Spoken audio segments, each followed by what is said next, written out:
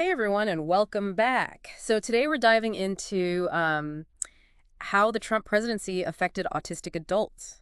Oh, wow. And to be honest, Okay. I'm kind of nervous about this one. Yeah. Our listener sent in this blog post. Mm. It's titled Adult Autism and the Trump Presidency: The Good, the Bad, and the Ugly. Okay. And Interesting. yeah, it's definitely opinionated. Okay. But that's what we do here, right? We sift through the strong feelings and figure out what actually happened, what it meant, like how it all connects. I think it's a really tricky subject because you're right. This is a personal story. Right. And while that's valuable, Yeah. it also means we need to be careful to separate the author's individual experience from broader impacts on the autistic community. Okay, so the blog is structured as the good, the bad, and the ugly. At least we know they tried to be fair. Yeah. But I gotta admit, diving into the good section, I was skeptical. Like, how much good could there really be when it comes to Trump and well, anything? That's fair. I mean, even a broken clock is right twice a day, right? Yeah, true. So the author's first point here Okay. is about the increased attention on autism. Mm-hmm. And it's true that Trump, intentionally or not, did bring the topic into the spotlight more. Oh, you mean like those infamous vaccine comments? Exactly. I wanted to crawl under a rock when he started talking about that, but I guess it did get people talking about autism more generally. Exactly. Those comments were factually wrong and incredibly harmful. Oh, yeah.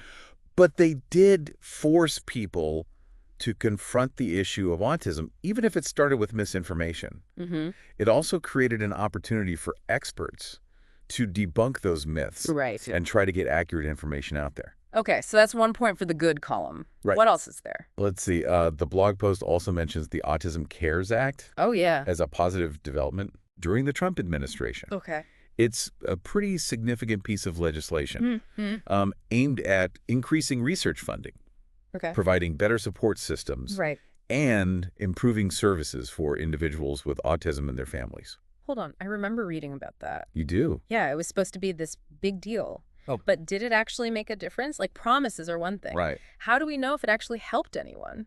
That is a great question. Yeah. And one we should definitely consider. Yeah. I mean, the act was intended to achieve some important goals, but whether it was fully successful or whether those goals were the right ones to begin with is something worth investigating further. Wow, yeah. I'm already seeing how much deeper we can go with this than just taking the blog post at face value. Right. It's like going from what did they say happened to what actually happened. Precisely. And it's not just about the Autism Cares Act itself, but its impact on the lives of autistic individuals and their families. Right. So we can look at things like, did research funding actually translate into meaningful discoveries? Did support systems become more accessible and effective? Okay. Those are the real measures of success. Okay, last thing in the good section is about autistic representation in media and politics. Okay. So the blog points out that we saw more autistic people in these spaces during the Trump years. Yes. It was like suddenly autism was everywhere. But is that really a Trump thing or just a coincidence? That's where things get interesting. Okay. On one hand, it's great to see more autistic people represented. Yeah. It can help challenge stereotypes and promote understanding. Sure. But we have to ask, is this representation authentic or is it tokenism? Oh. Is it driven by genuine efforts to include autistic voices? Right. Or is it a reaction to the political climate? Oh, yeah. That's a connection I hadn't considered. Yeah. Like, did the political climate force people to pay attention to autism in a way they hadn't before? Possibly. And does it matter where the motivation comes from, as long as the representation is there? That's a good question. This is getting complicated. It is. Yeah. It's not as simple as saying representation is good and leaving it at that.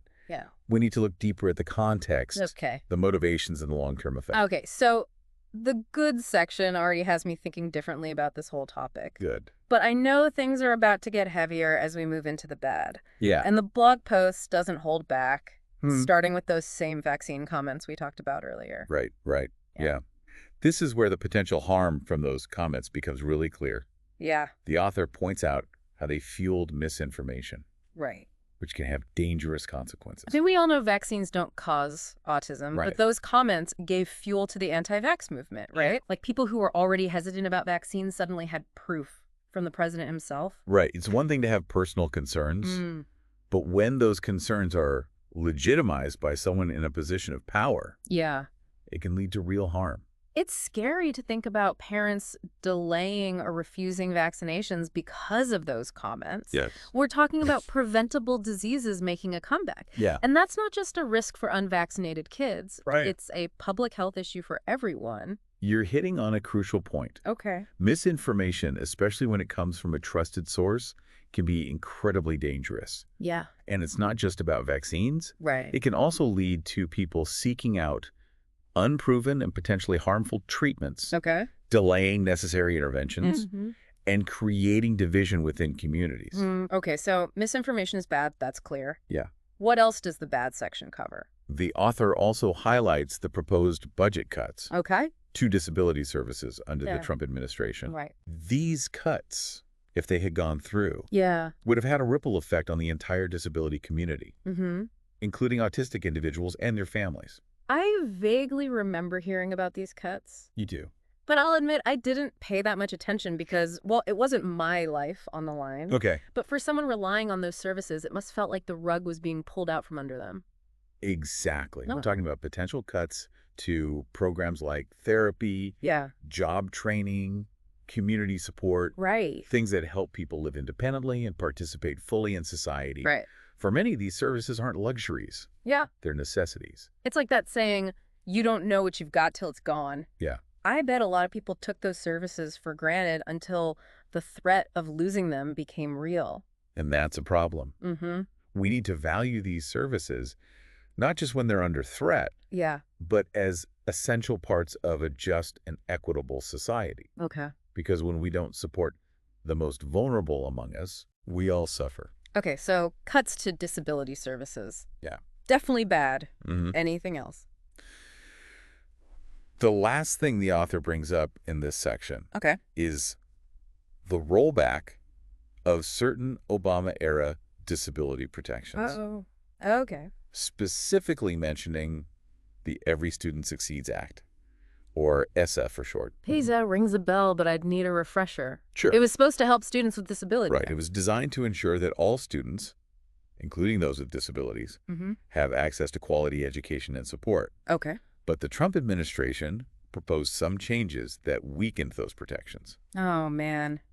This is where I start to feel a little lost. Like, I know policies matter, but I'm not always sure how. Right. Can you give me an example of what those changes meant for, say, an autistic student? Absolutely.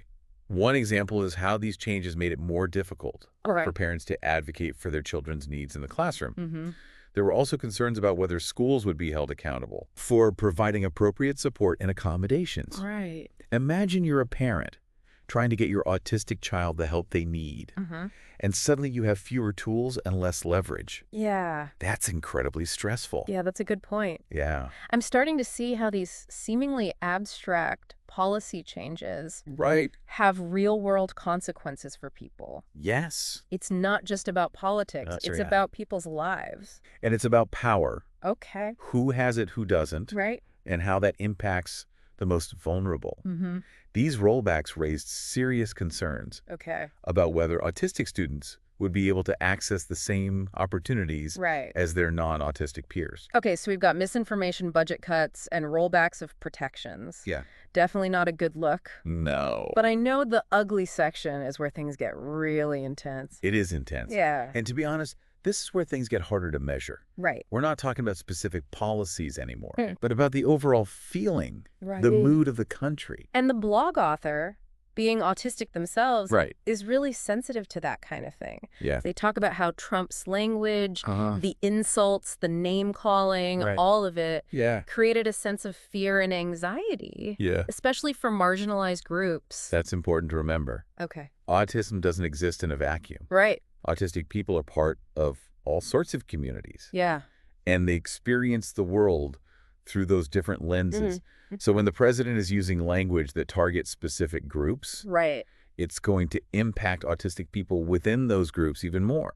You know, I hadn't thought about it that way, but it makes total sense. It's like, if you're already feeling different or like you don't belong, right, and then the leader of your country is reinforcing that message. Exactly. It can be incredibly isolating. Yeah. And make you feel like you're not safe, not welcome. And for some autistic people, that anxiety can manifest in really intense ways.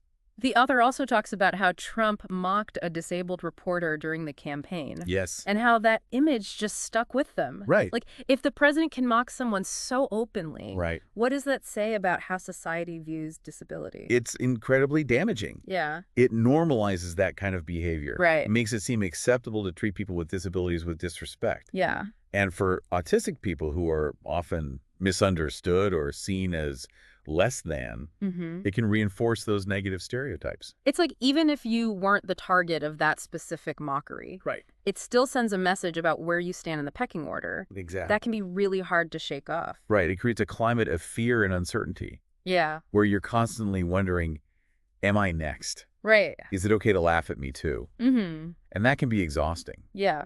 And make it harder to advocate for yourself. The blog post doesn't shy away from Betsy DeVos either. Oh, yeah. The author brings up how she, as Secretary of Education, right, rolled back some protections for students with disabilities. Yeah. And how that directly affected autistic kids. It's like this stuff wasn't just happening in the abstract. It was impacting real people's lives. Absolutely. DeVos was a controversial figure from the start. Yeah. And her policies were often seen as undermining the rights of students with disabilities. Okay. One example the author mentions is the rollback of guidance around discipline for students with disabilities. Oh, right. I remember reading about that. You do. Wasn't that about reducing the use of suspensions and expulsions? Yes. Like recognizing that kids with disabilities might act out for reasons that other kids don't, and that harsh punishments weren't always the answer? Exactly. The Obama administration had put these guidelines in place right, to try and address the fact that students with disabilities, including autistic students, were being disciplined more harshly and more often than their peers, even for similar behaviors. Which makes sense, right? Yeah. If you're struggling to understand social cues, right, or you have sensory sensitivities, you might react in a way that gets you labeled as disruptive or defiant, right, when really you're just trying to cope. Right. But DeVos argued that these guidelines were too restrictive. Oh, wow. And that they tie the hands of educators. Okay. So her administration rescinded them. Okay. And that move was met with a lot of pushback from disability rights advocates who were worried that it would lead to an increase in suspensions and expulsions for kids with disabilities. Yeah, I can see why they'd be worried. Like if a kid is already struggling in school, and then they get suspended or expelled, that's just setting them up for failure. Exactly. It takes away their access to education, which is crucial for their development and their future. Right. And for autistic kids who might already be facing social isolation or bullying, being removed from school can be incredibly detrimental. It makes me think about the long-term consequences. Yeah. Like if you're constantly being punished or labeled as a problem, that's going to impact your self-esteem, your relationships, your whole outlook on life. You're absolutely right. Yeah. And that's why advocates were so concerned about DeVos's actions. They saw it as a step backward, a move away from creating more inclusive and supportive environments for students with disabilities. Okay, so we've covered a lot of ground here. We have. We've talked about Trump's rhetoric. Yes. His mockery of a disabled reporter, Betsy DeVos policies, and the broader social and political climate that emerged during his presidency. Right. And all of these things contributed to the feeling of unease and vulnerability that many autistic adults and their families experienced during those years. Absolutely. But the blog post isn't just about complaining. It's about trying to understand the complexities of this issue. Sure. And one thing that struck me is how the author talks about the intersection of autism and socioeconomic status. Ah, yes, that's a crucial point. Okay. It's easy to generalize about the autistic community. Right. But the reality is that everyone's experience is different. And those experiences are often shaped by factors like income, education, access to healthcare, and where you live. So while we can talk about the overall impact of the Trump presidency on autistic adults, it's important to remember that not everyone was affected equally. Exactly. For some autistic individuals, particularly those from more affluent backgrounds, the impact might have been minimal. Oh. Or even positive in some ways. Like they might have had access to private therapists. Right. Or specialized schools. Exactly. So even if there were cuts to public programs, they weren't as affected. Right. They might have also benefited from the increased awareness of autism and the growing acceptance and inclusion in certain sectors of society. Okay. But for autistic individuals from lower socioeconomic backgrounds, right, the impact was likely far more significant. Yeah. And in many cases detrimental. So someone who relies on Medicaid waivers for therapy might suddenly find themselves without those services. Right. Or a family might not be able to afford the co-pays for a private evaluation. Exactly. If their insurance doesn't cover it. And that's where the systemic inequalities really come into play. Yeah. When you're already struggling to make ends meet. Right. Any disruption to those support systems can be devastating. It's a domino effect, right? Yeah. If you lose access to services, that can impact your ability to work, to get an education, to live independently. Yes. And then you're even further behind. Exactly. And that's why it's so important to consider these socioeconomic factors. Right. When we're talking about the impact of any political event or policy change, we can't just look at the big picture. Yeah. We have to think about how it plays out in individual lives. I'm also realizing that access to diagnosis is probably tied to socioeconomic status, too. Absolutely. Getting an autism diagnosis can be expensive and time-consuming. Yeah. And it's often not covered by insurance. Right. So if you're a family living paycheck to paycheck, you might not even be able to get your child evaluated in the first place. And that means missing out on early intervention services that could make a huge difference. Yes. It's like the system is already stacked against you. Right. And then you're further disadvantaged just because you can't afford to get a diagnosis. It's a huge problem. Yeah. And it's something that needs to be addressed if we're serious about creating a more equitable society for autistic people. It's like we're talking about two different realities here. Yeah. The reality for autistic people with resources and the reality for those without. Right. And that gap seems to have widened during the Trump years. That's a good way to put it. Yeah. And it highlights the need for policies and programs that specifically target those disparities and ensure that all autistic individuals, regardless of their background, have access to the support they need. So, okay, we've explored the good, the bad, and the ugly. We have. We've talked about policies, rhetoric, yes, and the overall climate of the country. And we've touched on the intersection of autism and socioeconomic status. Right. It's been a lot to unpack. It has. But I think it's important to have these conversations to delve into the complexities and to move beyond simplistic narratives. Right, because this isn't just about politics, it's about people's lives. Exactly. It's about understanding the real impact of these events and figuring out what we can do to create a better future for autistic individuals and their families. Exactly. And I think that's a good segue into the next part of our deep dive. Okay. What can we do with this knowledge? You know, as we were going through all this, I kept thinking, okay, this is all very interesting, but what am I supposed to do about it? Yeah. It can feel really overwhelming. I understand that feeling. But the good news is that there are things we can all do. Right. Both individually and collectively to make a difference. So where do we even start? Well, I think the first step is simple. Okay. Continue learning. Okay. Don't let this be the end of your exploration. Right. Seek out books, articles, documentaries created by autistic people themselves. I like that. Yeah. It's like we've laid the groundwork here, but the real learning comes from hearing those lived experiences firsthand. Exactly. And don't just stick to the positive stories. Okay. Listen to the challenges, the frustrations, the anger, too.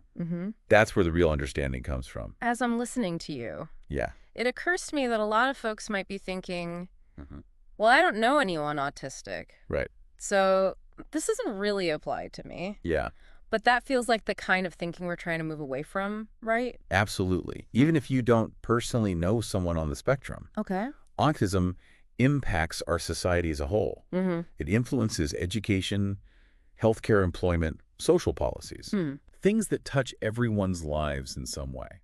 You know, that's a really good point. Yeah. It's easy to compartmentalize these issues. Right. But when you think about it, creating a more inclusive and equitable society for autistic people actually benefits everyone. Yes. It's about making the world a better place for all kinds of different minds and bodies. I love that. Yeah. So aside from educating ourselves, What are some other tangible things we can do? Yeah. I know you mentioned advocacy, but I'll admit I'm not the type to go protesting in the streets. And you don't have to be. Okay. Advocacy can take many forms. Okay. It could be as simple as talking to your friends and family about these issues. Right. Sharing articles or resources you found helpful. Yeah. Correcting misinformation when you see it. It's like planting those seeds of awareness Exactly. in your own little corner of the world. Yes. And those seeds can spread, right? They absolutely can. Okay. And don't underestimate the power of your voice, even if it feels small. You can also contact your elected officials. Okay.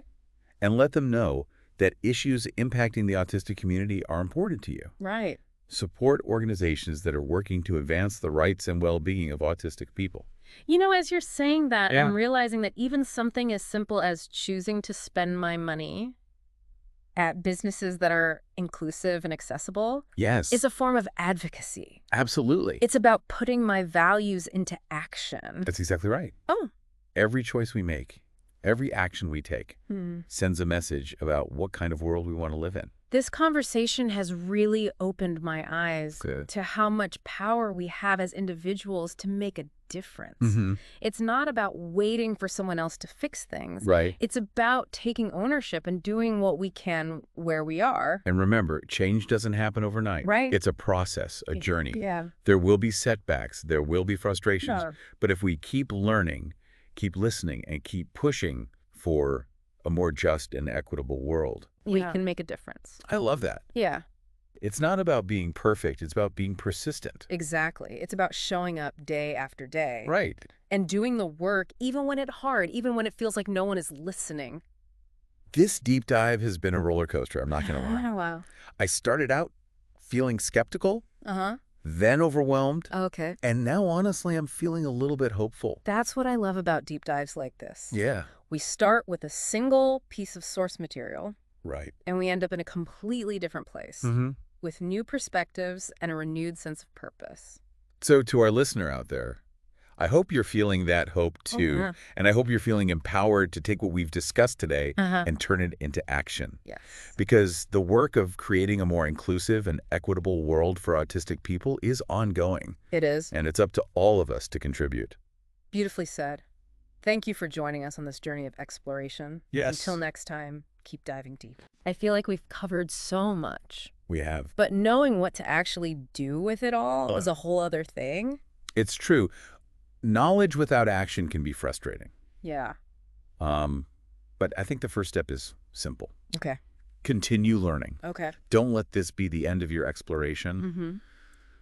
Seek out books, articles, documentaries Okay. created by autistic people themselves. Okay, so not just reading what other people think about autism, Right, but but- like hearing it straight from Autistic people. autistic people. Yeah. Got it. Yeah. And don't just stick to the positive stories. Okay. You know, listen to the challenges, the frustrations, the anger too. Yeah. That's where the real understanding comes from. It occurs to me Yeah. that a lot of folks might be thinking, well, I don't know anyone autistic, so this doesn't really apply to me. Right. But that feels like the kind of thinking we're trying to move away from, right? Absolutely. Even if you don't personally know someone on the spectrum, autism impacts our society as a whole. Right. It influences education, healthcare, employment, social policies, Yeah. things that touch everyone's lives in some way. You know, that's a really good point. Yeah. It's easy to compartmentalize these issues. Yeah. But creating a more inclusive and equitable society for autistic people actually benefits everyone. Yes. It's about making the world a better place for all kinds of different minds and bodies. I love that. Yeah. So aside from educating ourselves, Yeah. what are some other tangible things we can do? Sure. I know you mentioned advocacy, Yeah. but I'll admit I'm not the type to go protesting in the streets. And you don't have to be. Advocacy can take many forms. Okay, so what else could I do? It could be as simple as talking to your friends and family about these issues, Okay. sharing articles or resources you found helpful, Yeah. correcting misinformation when you see it. Like planting those seeds of awareness in your own little corner of the world. Exactly. And those seeds can spread, right? They absolutely can.